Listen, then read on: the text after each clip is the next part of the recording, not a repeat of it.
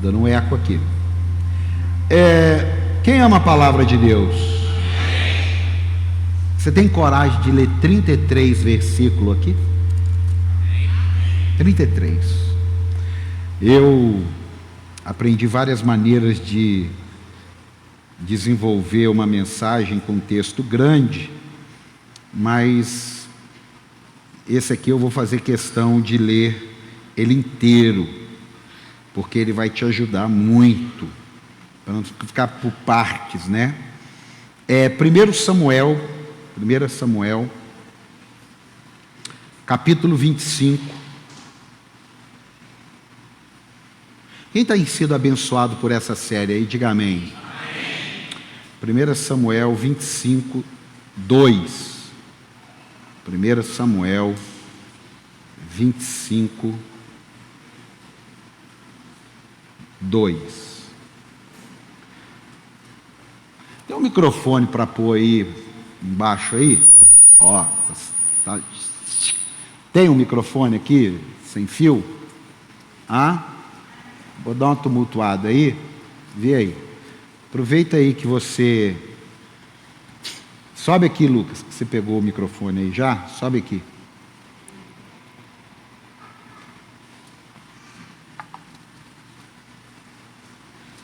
Você sabe ler, meu filho? Sim. Glória a Deus. Lê para mim aí, vai. Versículo 2. Você pode ler aqui, ler ali. Não rela não, para você não cair no poder. Porque você, não sei se você está tão espiritual hoje, aí às vezes você põe a mão no profeta aqui, pá, cara. Vai, lê aí, até o 35, vai. Certo homem de Maom, que tinha seus bens na cidade de Carmelo, era muito rico, possuía 1000 cabras e 3000 ovelhas, as quais estavam sendo tosqueadas em Carmelo.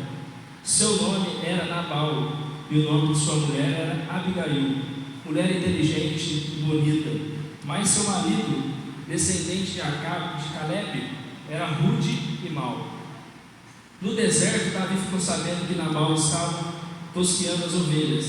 Por isso, enviou 10 rapazes, dizendo: levem minha mensagem a Nabal em Carmelo, e cumprimentem-se no meu nome, e digam-lhe: longa vida para o Senhor, muita paz para o Senhor e sua família, muita prosperidade para tudo o que é seu.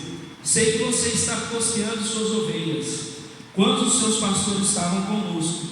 Nós não o maltratamos, e durante todo o tempo que estiveram em Carmelo, nada que fosse dele se perdeu. Pergunte-se a eles, e eles lhe dirão. Por isso, seja favorável, pois estamos vindo em época de festa. Por favor, dê a nós, os seus servos, e ao seu filho Davi o que puder. Os seus rapazes foram e deram a Nabal essa mensagem em nome de Davi, e ficaram esperando. Nabal respondeu então ao servo de Davi: quem é Davi? Quem é esse, filho de Jessé? Hoje em dia muitos servos estão fugindo de seus senhores. Porque eu deveria pegar o meu pão e minha água, e a carne do gado que abati para os meus tosqueadores, e dá-lo aos homens que vêm, não se sabe de onde? Então os mensageiros de Davi voltaram e relataram cada um dessas palavras. Davi ordenou os seus homens e disse: ponham as suas espadas na cintura. Assim que eles fizeram, e também Davi, cerca de 400 homens acompanharam Davi, enquanto 200 permaneceram com a bagagem. Um dos seus servos disse a Abigail, mulher de Nabal: no deserto, Davi enviou mensageiros para saudar o nosso Senhor, mas ele o insultou. No entanto, aqueles homens foram muito bons para conosco. Nós não o maltratamos durante todo o tempo em que estivemos com eles. Nos campos nada perdemos. Dia e noite era como um muro ao nosso redor. Durante todo o tempo que estiveram com eles, cuidando de as nossas ovelhas, agora leve isso em consideração e veja o que a senhora pode fazer, pois há destruição para sobre o nosso redor e sobre toda a sua família. Ele é um homem tão mau que ninguém consegue conversar com ele.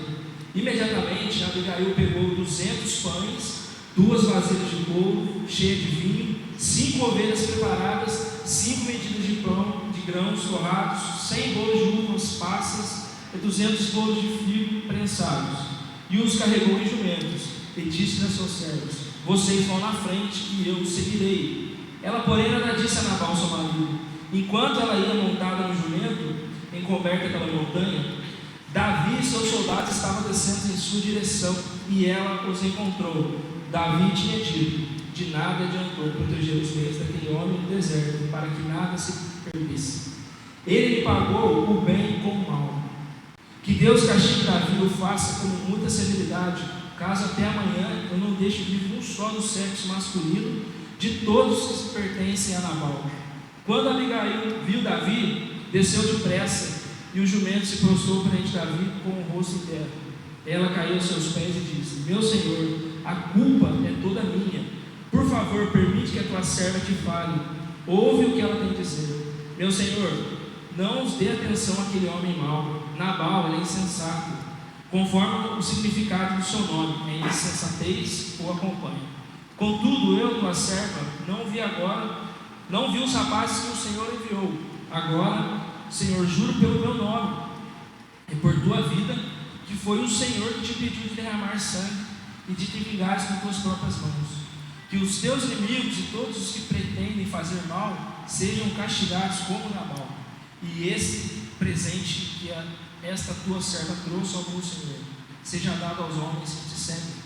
Esquece, eu te suplico, a ofensa da tua serva, pois o Senhor certamente fará um reino duradouro para ti, que travas os combates do Senhor.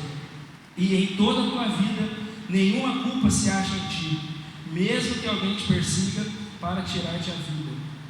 Do meu Senhor estará firmemente segura, como a dos que estão protegidos pelo Senhor teu Deus.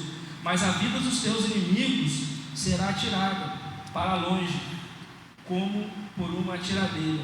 Quando o Senhor tiver feito, meu Senhor, todo o bem que prometeu, e tiver nomeado líder sobre Israel, meu Senhor não terá coração de ter derramado sangue desnecessariamente, nem de ter feito justiça com as tuas próprias mãos. E quando o Senhor tiver abençoado a ti, lembra-te da tua serva Davi. Disse Abigail: bendito seja o Senhor, o Deus de Israel, que hoje a enviou ao meu encontro. Seja você abençoada pelo seu bom senso, e por evitar que eu hoje derrame sangue e se vingue com as minhas próprias mãos. De outro modo, juro pelo nome do Senhor, o teu Deus, que evitou que eu fizesse mal a você, que se não tivesse vindo depressa encontrar-me, nem um só do sexo masculino pertencente a Nabal teria sido deixado vivo ao romper do dia. Então Davi aceitou o que Abigail tinha trazido e disse: vá para a sua casa em paz, ouve o que você disse e atenderei o seu pedido. Aleluia, dá um aplauso a Jesus aí. Obrigado, Lucas. É porque era muito. Vou ficar lendo aqui, né? Igual vou ficar falando. Deu para você ver a cena, o filme, esse quadro que não foi em 10 minutos. Ele foi num período de algumas horas, até dias, entre a hora que os servos de Davi pedem ajuda para Nabal, até a hora que Davi se despede de Abigail. Eu quero falar sobre essa questão da vida extraordinária, porque essa série, ela não é para que você viva uma vida extraordinária baseada em conceitos humanos, baseado na ótica do mundo. É para que você viva uma vida extraordinária baseado na palavra de Deus. Você está entendendo isso?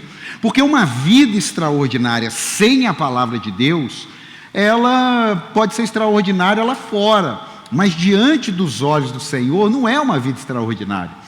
Às vezes a gente tem uma visão muito superficial, a gente olha alguém, às vezes viajando no Instagram, ou passeando, postando a foto num restaurante, né, ou na casa que ele mora, no carro que ele usa. É claro que essas coisas passam sim uma linguagem, mas elas não são totalmente verdadeiras, porque a gente viu aqui que esse cara era rico, da linhagem de Caleb, irmão. Então você vê que a sua linhagem, sendo boa ou ruim, não responde pelas suas ações. Você está aqui ou não? Você pode ter vindo de uma família complicada, você pode ter vindo de uma família rica, você pode ter vindo de uma família pobre, ok, mas isso não responde por você, porque você faz as escolhas para uma vida extraordinária. Dá um aplauso a Jesus aí. Nabal era rico. Olha, eu fui pesquisar, não tem muita coisa sobre Abigail, mas o pouco que tem é importante. Ela era muito apaziguadora, diga apaziguadora. Agora, para você ver, ela também era bonita, diga bonita. Ela também era inteligente, diga inteligente. Aí eu quero lembrar você que a beleza exterior, ela é legal, mas a interior de Abigail é que está falando mais alto aqui, sim ou não? Não é porque ela é bonita que ela fez isso, não é porque ela é inteligente, é porque a beleza interior dela, o entendimento dela da vida, o entendimento dela das coisas, é que fez com que ela fosse, ou melhor, com que ela tivesse uma vida extraordinária, mesmo num contexto complicado. Lembra que eu falei domingo? É uma pessoa extraordinária, mas num contexto complicado. Você pensa, ser casado com uma mulher, com um homem desse aí, você é um homem, imagina um cara desse, sabe, insensato, entendeu? Uma pessoa cruel, uma pessoa complicada. E essa mulher estava lá, e essa mulher ela estava ali, essa mulher ela estava vivendo com ele. Quando aparece uma situação dessa, graças a Deus ela tomou um caminho diferente, mas muitas vezes fala que morra esse desgraçado logo. Não, ela não ia fazer nada, ela só ia ficar esperando, louvando a Deus. Ela era serva de Deus, sim, temente a Deus. Nabal também era conhecedor de Deus, sim, por isso que ele é da geração, da descendência de Caleb. Então Nabal também conhecia a Deus, também conhecia Caleb, e você vê, conhecia Deus, conhecia Caleb, mas as atitudes dele não tinha nada a ver com aquilo que ele conhecia. A gente pode conhecer Deus, pode conhecer a palavra, pode ter parente crente, pode ter parente não crente, mas nós precisamos entender que uma vida extraordinária é a prática de princípios extraordinários. Quem está aqui, diga amém. Dá um aplauso aí para te animar, para você. Entendeu? Escuta isso. Sem nenhuma sabedoria, seria muito difícil conviver com esse homem. Sem nenhuma sabedoria, seria muito difícil conviver com esse homem. Mas é ali que eu começo a mostrar para você o Evangelho, irmão, escute isso. Escute. O Evangelho é uma crescente, diga, o Evangelho é uma crescente.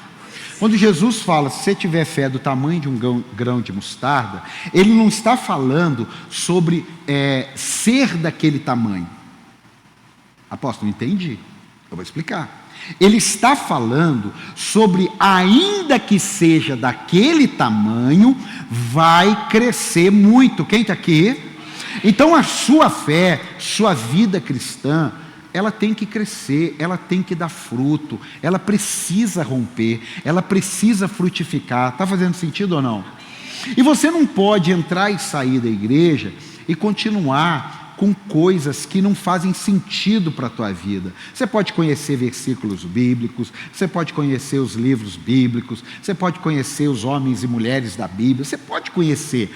Nabal conhecia, mas você precisa ter bom senso. A Bíblia fala aqui, olha, por causa do seu bom senso, quer dizer, poxa, no meio da guerra, o cara machucado pela circunstância, né? Você está ali cuidando. O que ele quis dizer que ninguém chegou até ele? Porque é assim, esse terreno aqui, a gente está aqui, e aqui do lado tem um vizinho, mas por causa da gente, as pessoas têm até medo de chegar naquele vizinho lá. Por quê? Porque a gente é guerreiro, a gente é de Deus. Então, de uma certa maneira, aquele homem foi protegido por Davi. Aí Davi pede um pouco de comida, pede um pouco de vinho, né? Uma coisa assim, você pede um ovo para o seu vizinho, você pede 1 quilo de açúcar, e aí Nabal manda um recado agressivo. Quem é ele? Eu estou preocupado, tem tanto empregado fugindo da casa do seu senhor, eu não tenho nada a ver com esse negócio não, eu vou ficar dando comida para vagabundo. Era isso que ele estava dizendo, eu vou ficar dando comida para vagabundo. Quando Davi recebe aquela palavra, Davi fala, amigo, não vai sobrar ninguém naquela casa, não vai, não vai, eu estou aqui trabalhando, servo de Deus, e papapá. O que acontece? Chega essa notícia para a mulher de Nabal. Quando a mulher de Nabal, a Abigail, ela fica sabendo disso, o que ela faz? Eu não vou deixar isso acontecer, eu vou lá falar com Davi. Ela prepara todas as coisas que Davi pediu, a gente vai ver que foi até mais, e ela vai de encontro, e aí ela se humilha. A hora que o Lucas estava lendo aqui, ela falou assim, e o jumento dobrou o joelho. Não, ela desceu do jumento e dobrou o joelho. Não foi o jumento que dobrou o joelho. Tem que fazer essa correção, porque teve gente que ouviu, a gente tem que corrigir, senão a pessoa, ninguém ouviu. Não, a gente ouviu, tem uns que não ouviram, ficaram ouvindo agora. Aí ele falou, e o jumento dobrou o joelho. Não, calma, ele só pulou aquela frase que estava ali, que Abigail desceu do jumento e prostrou-se, né? Mas tudo bem, volta aqui, isso aqui você edita aí depois e tira. Aí acontece tudo aquilo. Nabal era um bom marido, sim ou não? Não. Bom, pelo amor de Deus. Nabal era um bom marido? Não. Abigail era uma boa esposa? Sim. O ideal, o normal, o tolerável, não era ela ter atitudes extraordinárias, sim ou não? Não era. Só que você não pode tomar atitudes extraordinárias baseado no outro, senão você não é extraordinário. Esses dias eu fui colocado em xeque e eu tinha dois caminhos. Eu tinha uma atitude semelhante ou eu tinha uma atitude extraordinária.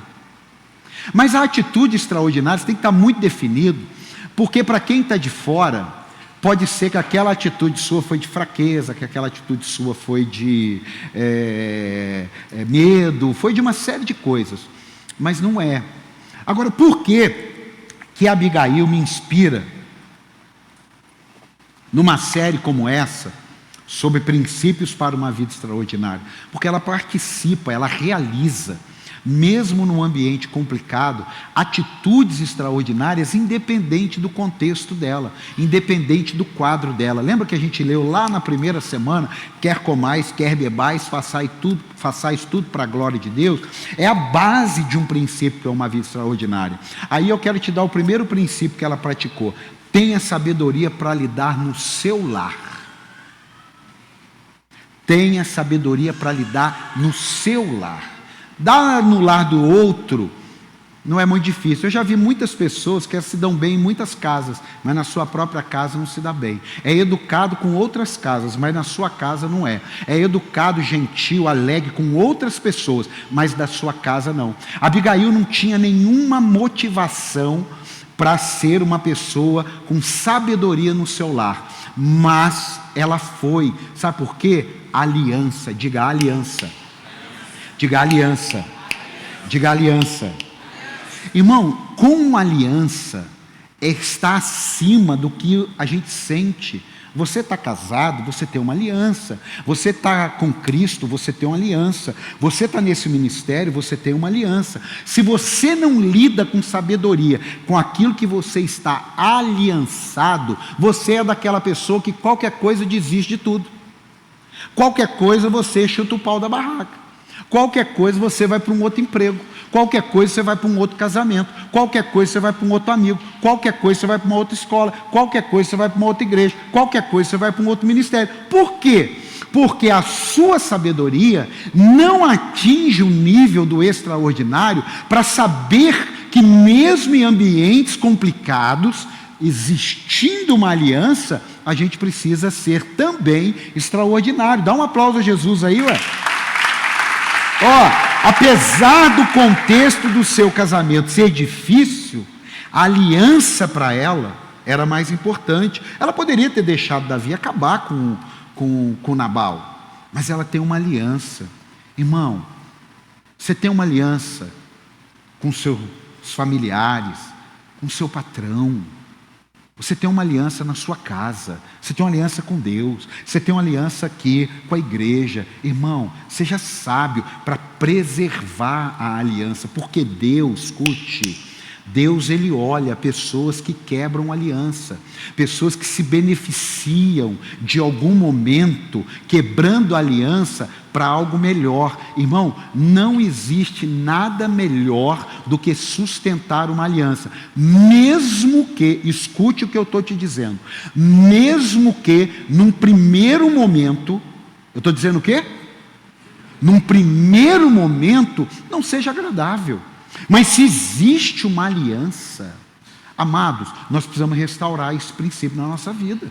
Pessoas extraordinárias, eles cumprem com a aliança feita. Eles estão decididos que não vão quebrar a aliança. Não quero saber, eu tenho uma aliança, eu vou resolver essa parada. Esses dias eu fiz uma reunião com a liderança e falei, irmãos, se vocês não querem, se vocês não sabem, se vocês não estão dispostos a resolver conflitos no ministério, eu quero pedir em nome de Jesus que vocês não permaneçam na equipe. Eu não estou falando na igreja, na equipe. Por quê? Porque como lá na sua casa, na igreja, no trabalho, na escola, na faculdade, com o vizinho, pode ter alguma coisa complicada. E o que é que vai nos sustentar? É uma aliança que nós temos. Você tem uma briga com o irmão, o que é que vai sustentar aquele relacionamento? A aliança. Você tem um problema sério no casamento, o que é que vai sustentar o casamento? A aliança. Você tem um problema grande na sua vida, o que é que vai sustentar você com Deus? A aliança que você tem com Deus. Tem alguém para dar um amém aí ou não? Pode aplaudir, a aliança. Olha aqui, sem o princípio da aliança, chutamos o balde por qualquer coisa. Porque é mais fácil, irmão. Não é porque é mais difícil. Difícil é manter a aliança. Difícil é alguém falar para você uma situação que vai quebrar uma aliança e você dizer, não, isso eu não faço. Não faço. Mas isso vai ser bom para você? Eu sei, mas aí eu vou ter que quebrar um princípio de uma aliança que eu fiz.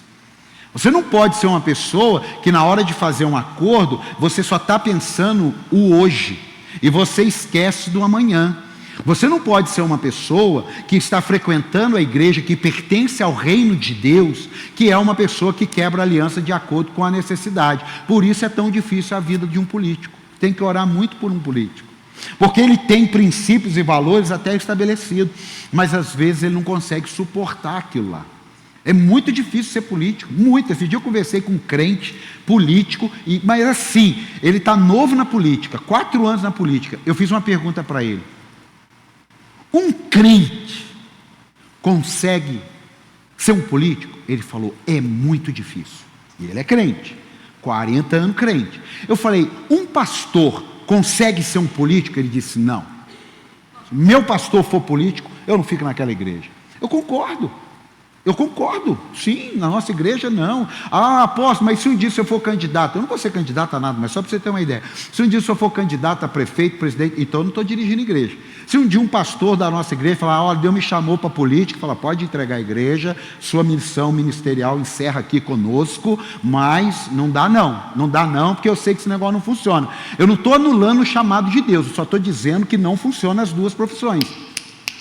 E também não estou falando que não presta o político. Não, eu estou mostrando para você que tem ambientes que você manter a aliança é muito difícil. Mas você quer viver uma vida extraordinária? Tenha sabedoria para lidar principalmente no seu lar. Você pode dar um aplauso ao Senhor?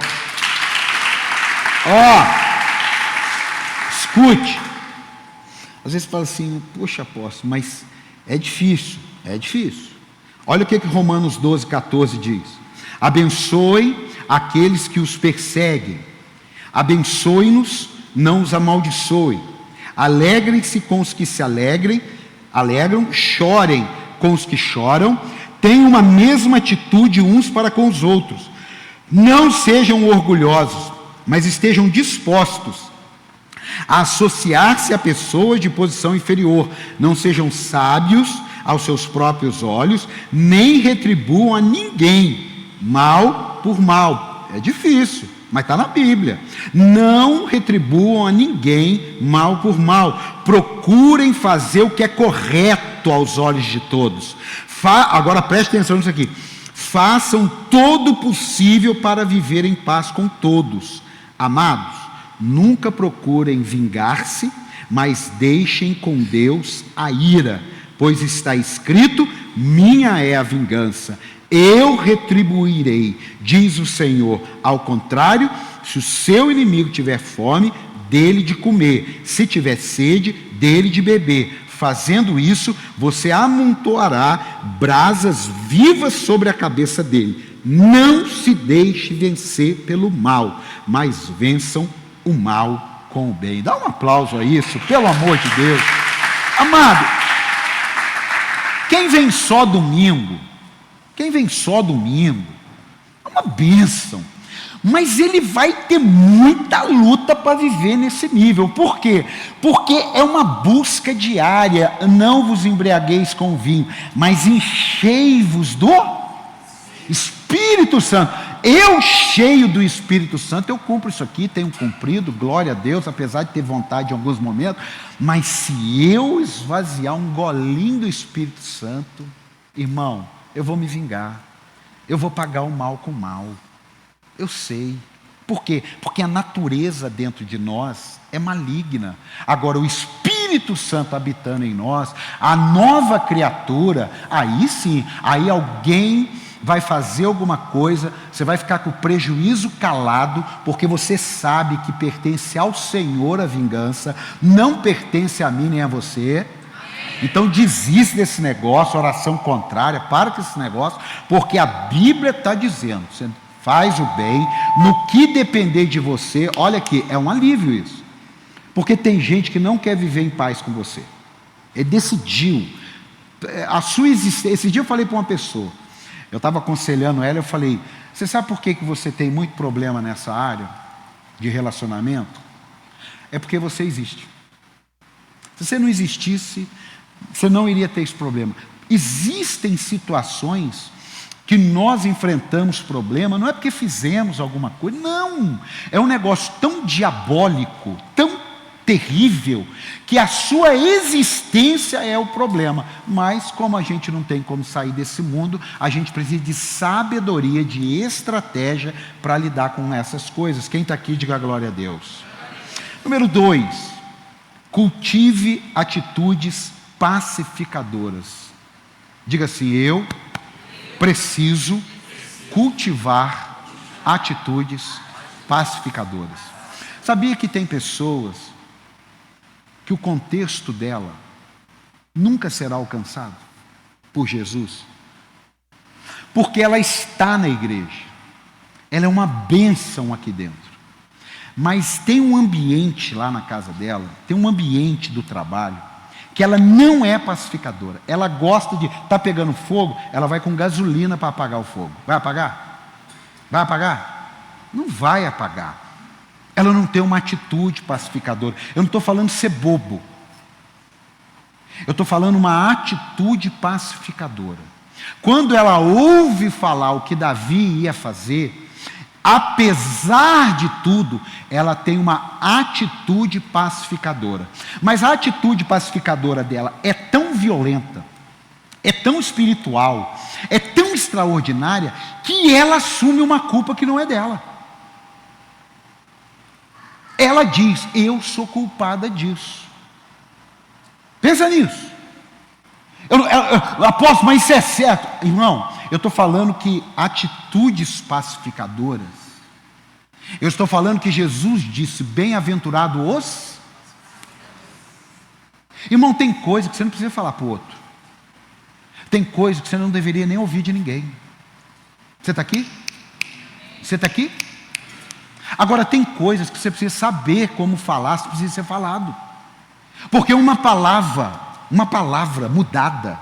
Eu chego para eu chego e comento com alguém, falei: poxa, fizeram um lanche para mim lá, estava gostoso, mas estava frio. Comentei. Aí a pessoa que ouviu aquilo fala para quem fez: olha aqui, eu não ia falar não, mas o apóstolo falou que estava uma porcaria. Foi isso que eu falei? Mas eu falei que estava uma maravilha? Não. Eu falei só que estava frio. Então uma pessoa pacificadora, ela tem que decidir.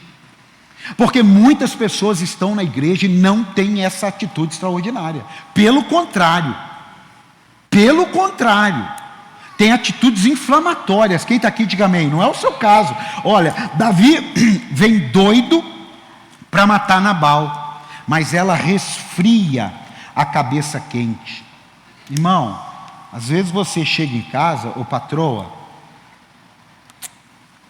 você tem que esperar um momento certo para falar alguma coisa, seja sua, seja do dinheiro que você precisa, seja do seu filho que aprontou alguma coisa. A mesma coisa o marido, tem a hora, a pessoa está lá descabelada dando uma faxina, aí ele fala assim: amor, você viu que o cantinho está sujo? Aí se ela tiver com um rodo, ela engole.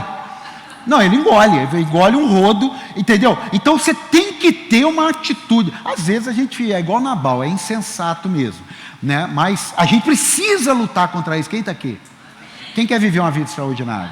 Então você precisa entender que um gesto tão nobre, tão espiritual, parece tão pacificador. Agora Jesus falou isso: bem-aventurados pacificadores. Irmão, pode ser na sua casa, pode ser no seu trabalho. Deixa eu te falar uma coisa. Sabe o que eu aprendi? Essa dica serve para você na sua casa. Se um líder meu chega e fala assim: ó, apóstolo, eu preciso falar um negócio para você, eu estou chateado com a primeira coisa que eu pergunto: você já conversou com um A? Não.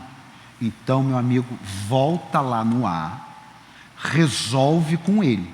Se você não resolver, aí você volta aqui, eu chamo o A e depois eu vou chamar vocês dois. Simples assim. Pode colocar isso na sua casa que dá certo. Por quê? Porque pacificação se mantém na luz. Quem está aqui? Lá na sua casa, mamãe e papai, não se apazigua crise de irmãos escondendo coisas. Você pode, de maneira sábia, reter e soltar, mas tem um momento que você tem que falar: vem cá, os dois na luz. Porque, não dá. Não dá não. Por quê? Porque senão você não vai ter uma atitude pacificadora. Você está aqui ou não? Você está aqui ou não? Muitos conflitos partem de pessoas inflamadas, maldosas, fofoqueiras. Olha o que a Bíblia fala sobre... Eu não coloquei aqui, mas tudo bem. A religião não pode nos mudar, mas uma vida cheia do Espírito Santo, sim. Não adianta você falar que é evangélico, eu tenho Jesus. Não, peraí, irmão. Não é que essa conversa não. A sua vida tem que externar Jesus. Você está aqui ou não? Irmão, se eu fosse dar testemunhos aqui sobre questões que eu já vivi sem Jesus, eu teria até vergonha. Quando a gente não gosta de alguém, a gente tem que ter um cuidado muito grande. Por que a gente não gosta de alguém? Porque senão a gente pode ser levado a gostar de muita coisa, mas só porque vem daquela pessoa a gente não gosta. E a gente, pelo contrário, procura inflamar outros para não gostar também. Amém? Por isso que eu falo aqui, e você precisa ouvir, nunca será problema uma pessoa trocar de igreja. Tem muitos aqui hoje que estão aqui e vieram de outra igreja, então não tem problema isso. A questão é como isso acontece. Você está entendendo ou não? Olha aqui, eu vou repetir que é bom você saber.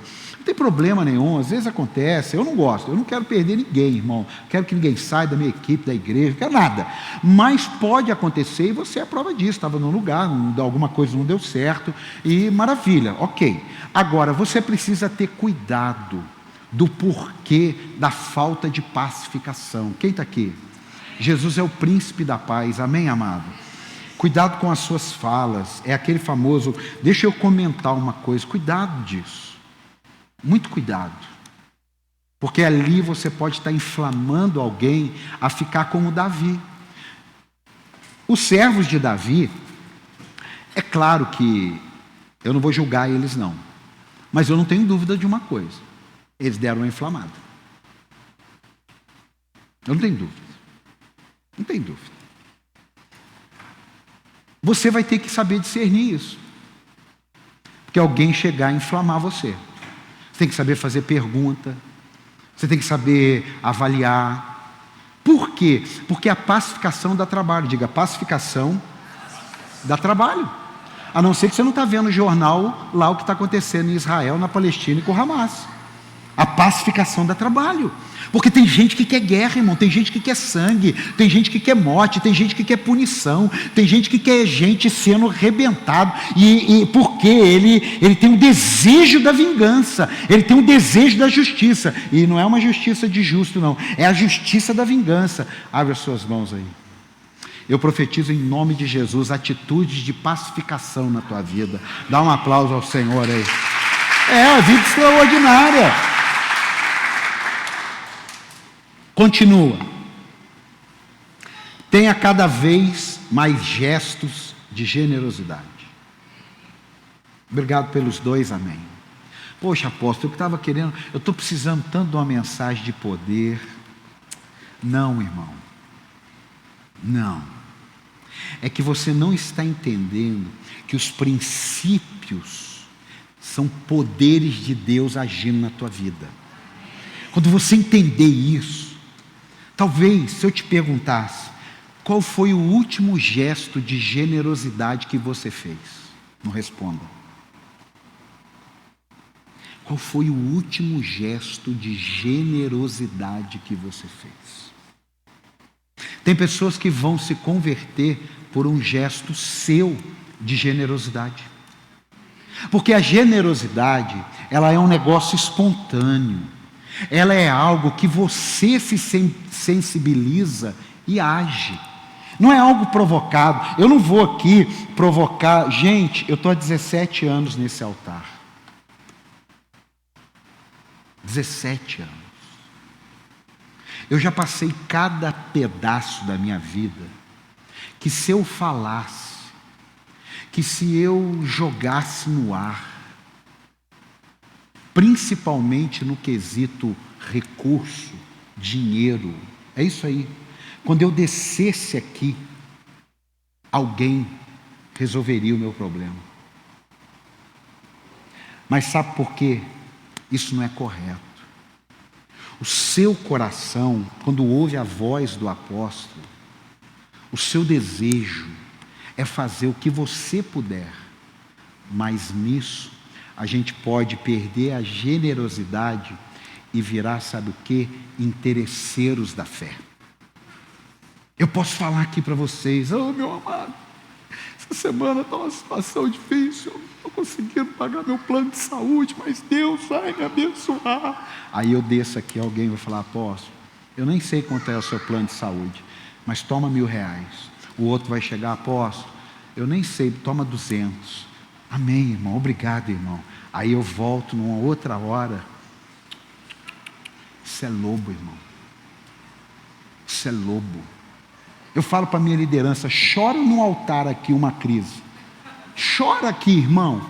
Sobe aqui pregando, fala, irmão, essa semana tem que pagar meu carro, Deus vai dar graça. Você vai descer, você vai ficar sem carro para você aprender.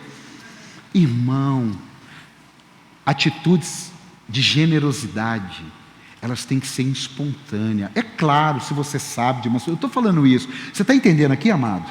Eu estou falando para você com discernimento. Mas qual foi a última atitude de generosidade que você teve? Talvez hoje, talvez amanhã, essa semana, você vai decidir, não, peraí. Puxa vida, eu viro e mexe, eu tomo café na firma do irmão que leva um bolo. Eu nunca cheguei com um bolo. Uma vez, o pastor Jorge estava na minha casa e tinha uma pessoa lá, e eu falei, isso aqui é fulano de tal, gente boa. Ele falou assim, ele já trouxe um pão para tomar café aqui com você? Irmão, nós tudo ficamos em silêncio, porque ele nunca tinha levado. A sabedoria do velho. Ele já trouxe um lanche aqui para vocês tomarem lanche? Assim, irmão. Então, em nome de Jesus, hoje, não adianta você frequentar uma igreja, você tem que pertencer a Jesus. Não, você tem que pertencer a Cristo. E você tem que andar como Ele andou. Dá um aplauso ao Senhor aí.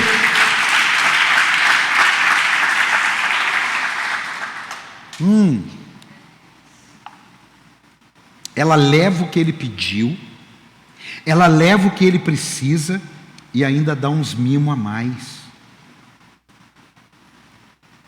Ela leva o que ele pediu, ela leva o que ele precisa, e ela ainda leva uns mimos a mais.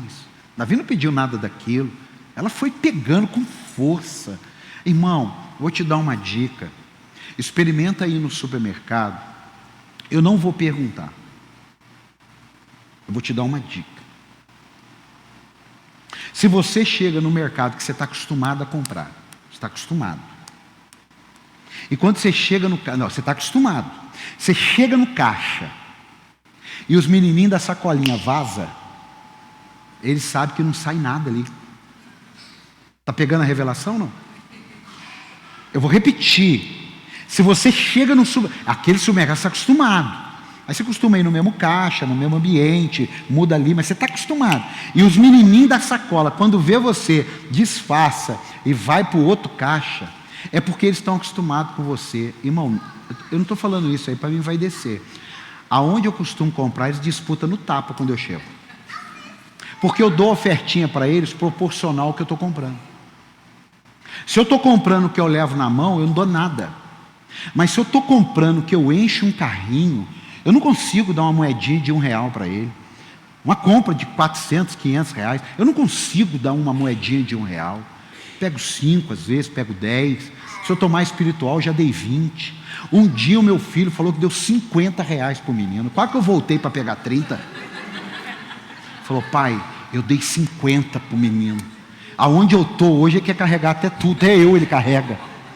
Irmão, eu tô falando porque você pertence ao reino e você precisa ser tomado de gestos de generosidade. Dá um aplauso a Jesus aí, pelo amor de Deus. Irmão, eu poderia dar tantos exemplos, mas eu vou dar um desse tamanhozinho. Que daí, desse tamanhozinho. Que tamanho? Que tamanho? Um exemplo de generosidade que deve ter custado,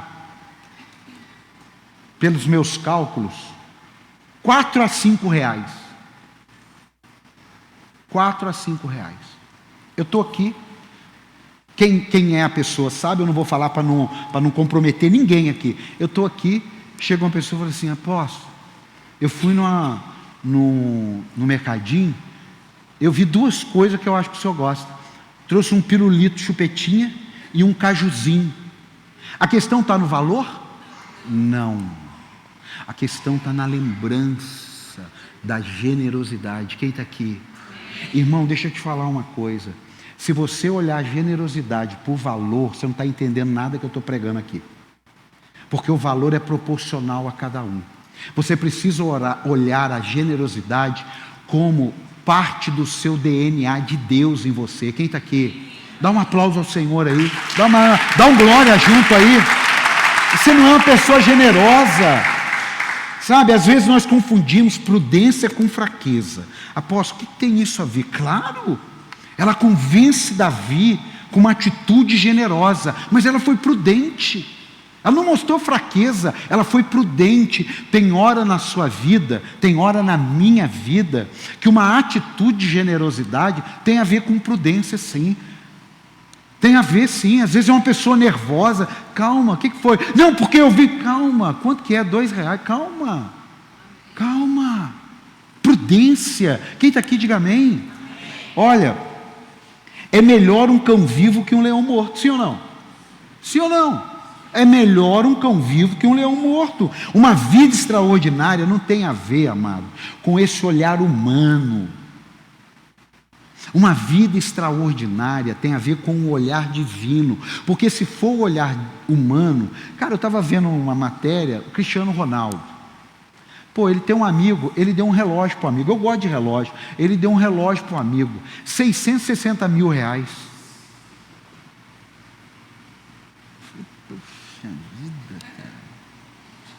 Aí você fala assim, mas ele tem dinheiro. Mas você já deu um presente para o seu amigo de 30 conto? Você já deu uma Havaiana? Esse dia eu estava vendo, vamos fazer um amigo aqui na liderança, Havaiana. Aí uma pessoa falou assim, não pode ser Ipanema não, já quebrou, eu já. Ipanema é R$14, Ipanema é Havaiana é R$60. Né, Renato? Que você falou, né? Então, aí, é só que mas não, deixa quieto. Dia a dia vamos construindo ações que nos promovem, que nos honram e honram a Deus. Amém, amado? Amado, deixa eu te falar, eu não estou falando, pelo amor de Deus, irmão, eu estou aqui 17 anos. Ou você ama ou deixa, não tem jeito. Escute, se você é filho de Deus, você é filho de Deus? Generosidade tem que fazer parte da sua vida. Generosidade tem que fazer parte da sua vida. Não estou falando em quantidade, eu estou falando fazer parte da sua vida. Amém? Meus filhos, claro, olha, isso aí foi muito legal para mim, mas isso é para você ver que as pessoas te observam, principalmente seus filhos. Eu aprendi com meu pai. Eu tenho que falar isso aqui.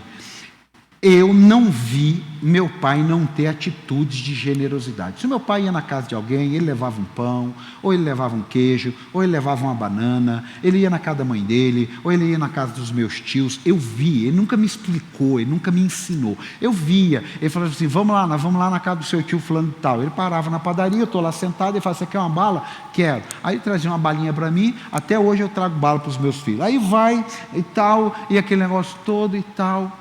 Eu cresci naquele ambiente. O que eu fiz? O que eu faço? A mesma coisa. Eu posso ir na casa da minha sogra, eu posso ir na casa de um amigo. Se tem uma ambiência, eu vou levar, eu vou pagar um pastel, eu aprendi. O meu sogro sai com o meu filho, vai num shopping, para o carro. Quando o meu sogro está indo, eu falo, nossa, esqueci de pagar o estacionamento. Aí meu filho falou assim, não vou, eu peguei o papel, já paguei. Aí ele falou assim, você é igual ao seu pai, né? Isso aqui é para dizer para você, quando você tiver atos de generosidade, as pessoas vão olhar para você e vai dizer, você é igual ao seu pai, o Deus poderoso, Criador. Dá um aplauso ao Senhor. Não vem, eu não estou para... não, irmão, Irmão, te contar um segredo, você quer um princípio extraordinário? Eu não aprendi isso desde o início. Faz uns 2 anos que eu estou aprendendo ele. Não se iluda com elogios e não se abata com crítica. Então, eu estou contando para dizer para você que o que eu carrego, você pode carregar também, que é a presença de Deus na nossa vida. Dá mais um aplauso a Ele, que Ele merece. Tem gente que só sabe tirar, né, irmão? Chega lá na mãe, e aí, mãe, o que tem para comer aí? Mas nunca chega com uma mortadela, nunca chega com nada. Viu, Lucas? Vai recebendo aí. Hoje nós estamos só mandando recado hoje. Olha só, comece de onde você está. Eu já falei isso aqui, mas faz sentido para o dia de hoje. Comece de onde você está. Não precisa inventar moda, não precisa esperar ficar milionário, não precisa esperar receber uma herança. Comece de onde você está. Pessoas extraordinárias são assim, quando elas são ensinadas, elas aprendem e praticam e usufruem daquilo dali. Quem está aqui? Quem vai sair daqui essa semana e vai ter uma atitude de generosidade? Levanta a mão que eu quero ver. Tem gente que nem vai, meu Deus, vamos dar uma chance. Eu vou até fechar o olho que eu não quero nem ver. Quem vai sair daqui decidido ter uma atitude extraordinária de generosidade, levanta a mão aí. Dá um aplauso. Pronto, vem vir. Eu te garanto, muitas crises, angústias, portas fechadas se abrirão com atitudes de generosidade. Quem está aqui, diga amém. Atitude de generosidade é uma mente restaurada, é uma mente em Deus e é uma mente de pessoas que decidem. Você crê ou não? Você crê ou não? Aí você diz assim, apóstolo, foi legal você falar isso, mas tadinha da Abigail, teve atitudes tão maravilhosas, né? Mas a gente está falando dela aqui, né?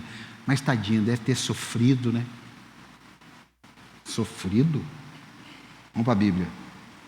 1 Samuel 25, 36. Vamos ver como é que termina essa história. 1 Samuel 25, 36. Quando Abigail retornou a Nabal, ele a recebeu com um buquê de rosas e a beijou e a abraçou. Foi isso? Foi isso ou não? Quando Abigail retornou a Nabal, ele estava dando um banquete em casa, como um banquete de rei. Ele estava alegre e bêbado bastante. E ela nada lhe falou até o amanhecer. De manhã, quando Nabal estava sóbrio, sua mulher lhe sóbrio, mas fedendo cachaça, né, irmão? Quem já bebeu sabe, se amanhece, mas se amanhece fedendo cachaça. Quem já fedeu cachaça de manhã? Levanta a mão aí. Levanta a mão aí. Levanta aí também, levanta aí também. Seu Nelson. Jesus, você já amanheceu fedendo bebida? Meu Deus, sangue de Jesus tem poder. Minha esposa não, a primeira vez que ela bebeu 2 cervejas, vomitou a noite inteira, nunca mais. Acabou a vida alcoólica dela ali. Ele estava de manhã, quando Nabal estava sóbrio, sua mulher lhe contou tudo. Ele sofreu um ataque. Ficou paralisado como pedra, cerca de 10 dias depois. Dá até arrepio. O que está escrito? Leiam. Todos. Não, começa do início. Cerca.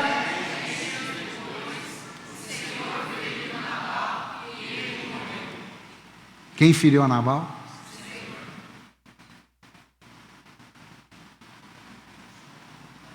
Quando Davi soube que Nabal estava morto, bobinho ele, né, irmã?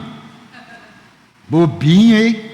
Quando Davi soube que Nabal estava morto, disse: bendito seja o Senhor. Olha, mas esse cara também é terrível, hein? Bendito seja o Senhor, que defendeu a minha causa contra Nabal, por ter me tratado com desprezo. Irmão, na boa, não teve nada a ver com Davi, não. Tinha a ver com Abigail. Você entendeu ou não? Não tinha nada a ver com Davi, não, irmão. Que isso? Não tinha nada a ver com Davi, não, irmão. Os outros falar mal do Davi, falar mal da gente, isso aí não mata ninguém, não. Tinha a ver com a convicção dela, temente a Deus. Tinha a ver com a aliança que ela tinha com a casa dela. Você está aqui ou não? Agora, olha, o Senhor impediu seu servo de praticar o mal e fez com que a maldade de Nabal caísse sobre a sua própria cabeça. Então Davi enviou uma mensagem a Abigail, um correio do amor, pedindo-lhe que se tornasse sua mulher. Seus servos foram a Carmelo e disseram a Abigail: Davi nos mandou buscá-la para que seja sua mulher. Ela se levantou, inclinou-se com o rosto em terra e disse: aqui está a sua serva. Danadinha também. Não teve luto não, irmão. Não, minha mulher tem 3 anos de luto. Ela teve 30 minutos. Foi o tempo do servo chegar, ela já estava sem luto já. É sério. Eu falei para minha esposa: se eu morrer, 30 anos de luto. Depois de 30 anos você está liberada, pode ir para cima aí. Aqui, escute. Aqui, pronta para servi-lo, lavar os pés do servo do meu senhor. Abigail logo montou num jumento e, acompanhada por suas 5 servas, foi com os mensageiros de Davi e tornou-se sua mulher. Atitudes extraordinárias em meio ao caos. Escute, termina assim: o fim de um ciclo desgastante para o início de um ciclo triunfante, no nome de Jesus. Vamos ficar de pé? Termina assim: o fim de um ciclo desgastante para o início de um ciclo triunfante. Talvez você está vivendo um ciclo desgastante na sua vida, mas se você permanecer firme, se você manter as suas convicções de pé, se você se manter fiel à palavra, se você se manter fiel à chamada, se você se manter fiel a Cristo, ainda que você atravesse um vale da sombra e da morte, o Senhor está vendo. O Senhor está vendo pessoas que te abençoam, o Senhor está vendo pessoas que te prejudicam. Diga, o Senhor está vendo pessoas que me abençoam e pessoas que me prejudicam. Isso é antigo, irmão. Gênesis 12. Abraão, eu vou abençoar os que te abençoarem, e eu vou amaldiçoar os que te amaldiçoarem. Eu fecho aqui para a gente ter um tempo de oração. Eu estou com uma frase que ela ainda está assim no espírito para virar um axioma. A gente tem um curso que nós vamos dar chamado Jornada de Vida. São axiomas que foram, claro, aprendidos, mas alguns que foram gerados no meu espírito, fruto de alguma experiência que eu vivi. Sabe como que eu quero sempre agir com alguém? A ponto de poder fazer a seguinte oração: que o Senhor me dê em dobro tudo o que eu faço por você. Porque se você não puder fazer essa oração, tem alguma coisa que você não está fazendo direito. Você está aqui? Se você não puder dizer para alguém: tudo o que eu fizer por você, eu quero em dobro. Se você não pode fazer isso, começa hoje. É o que eu disse, comece de onde você está, porque isso vai te ajudar muito a pensar melhor na empresa, a pensar melhor com aquela pessoa que de repente você tem alguma rusga. Sim, e é bíblico. Eu vou abençoar os que te abençoarem, eu vou amaldiçoar os que te amaldiçoarem. Então veja só, se o Marco me abençoa, ele vai ser abençoado. Se o Marco me amaldiçoa, não interessa se ele está na igreja, interessa se o sogro dele é crente, é pastor, é Deus, não interessa. É uma lei, é um princípio. Você está aqui? Talvez você precise hoje falar assim: vou mudar esse negócio aqui, não vou ficar desse jeito não, vou mudar, eu tenho que mudar isso aqui, eu tenho que rever esse negócio aqui, eu tenho que, não, eu sou cristão, eu sou cheio do Espírito Santo. Isso é poder, é você pagar o mal com bem. Isso é poder, irmão. Eu sou cheio do Espírito Santo, arruma encrenca, fofoqueiro, que cheio do Espírito Santo. Não, porque Deus me usa. O diabo que usa, irmão. Para com a conversa fiada. Como que Deus usa um vaso para honra? Para, a gente tem que se resolver nisso. Gente de oração, fofoqueira, mas pelo amor de Deus, encrenqueiro. Você está aqui? Não é você, mas você precisa aprender a não viver segundo a ótica do mundo, mas segundo o quê? A ótica divina, porque o final é assim.